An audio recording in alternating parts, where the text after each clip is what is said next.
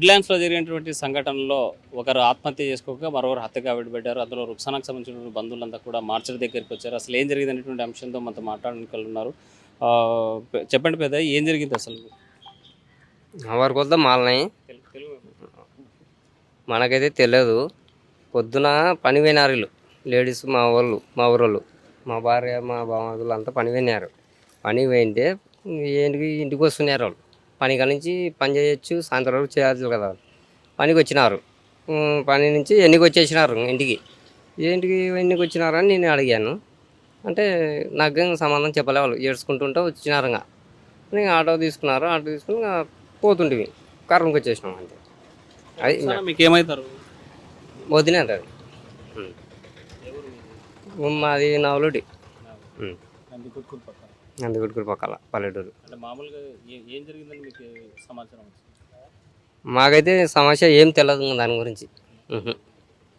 వాళ్ళు పోతుంటే మేము కానీ ఆటోలో వచ్చేసాం అంతే. అంటే ఎందుకు వచ్చారు ఆటోలో? ఏంటి ఇట్లా చచ్చిపోయినారని ఇంప్రెషన్ వచ్చింది అంతే. ఒక్కటే తెలిసింది. ఎట్లా జరిగింది ఏమని సమస్య తెలియదు మనకి దాని గురించి. అది మేడం. ఇద్దరు కొడుకులు, ఒక బిడ. ఏం చేస్తుంటారు పిల్లలు? చదువుకుంటారు. వాళ్ళ భర్త కార్పెంటర్. షాప్ ఉంది ఆయనకి. చెప్పండి పెద్ద, రోజు మహబూబ్ బాషా ఎట్లుండేవారు? వాళ్ళ కుటుంబాలు ఏమైనా కలహాలు ఉన్నాయి? అసలు ఏం జరిగిందండి? వాళ్ళు కుటుంబం బాగానే ఉంది. నేనైతే మాట్లాడతలేకంటే వాళ్ళతోని ఏం ఊరికి వస్తేప్పుడు మాట్లాడుతుంటే అంతే.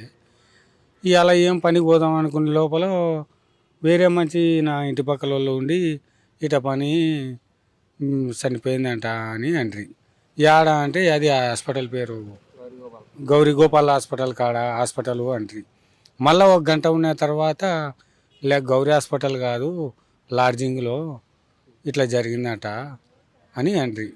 అంటే నేను వీళ్ళు నాకు ఎవరు ఫోన్ చేయలే. మా వాళ్ళు వేరే వాళ్ళు పక్కల కురువుల్లో ఒకరు, బోధల్లో ఒకరు చెప్పింటే నేను వీళ్ళకి ఫోన్ చేసిన. ఏం రైట్ ఎట్ట కథ అని అంటే ఆవు బావా ఇట్ట పని ఇట్ట లాడ్జింగ్లో జరిగింది అని అంటారు. అంటే మనం ఎందుకు లాడ్జింగ్ పోవాలే ఇంకా అని మా ఓన్కి నేను ఫోన్ చేసి ఇట్ట పని అయినా హాస్పిటల్లోకి పోస్ట్ మార్టానికి వేసుకొచ్చినాం, ఇట్లా ఇద్దరు ఉన్నారు లాడ్జింగ్లో అని అంటే నేను బగ్గేసుకొని 11 గంటలకు కర్నూలు చేరిన. అది ఏం జరిగిందని వచ్చింది? లాడ్జిలో ఏం జరిగిందని చెప్పలే. ఇట్లా ఇద్దరు ఉన్నారు, మొగుడైతే లేడు, పిల్లోడు ఉన్నాడంట. పిల్లోనికి ఏమో భోజనం చేసి రాపో అని పంపించినారు. 12 గంటలప్పుడు రూమ్ బుక్ చేసినారంట. అది తెలిసిన కాడికి. పిల్లోడు భోజనం చేయడానికి పోయింటే వీళ్ళు రూమ్లో లాడ్జింగ్కి పోయినారు. ఇంకా పిల్లోడు కథ పిల్లోనిదైంది, వాళ్ళ కథ వాళ్ళదైంది. ఎత్తుకులాడి లాస్ట్కు ఫోన్ చేసి అతన్ని లాడ్జింగ్లో ఉండే మంచి మళ్ళా పిల్లోనికి 300 ఫోన్పే కొట్టి ఓపారి లాడ్జింగ్లో ఉన్నాము అని అన్నారంట.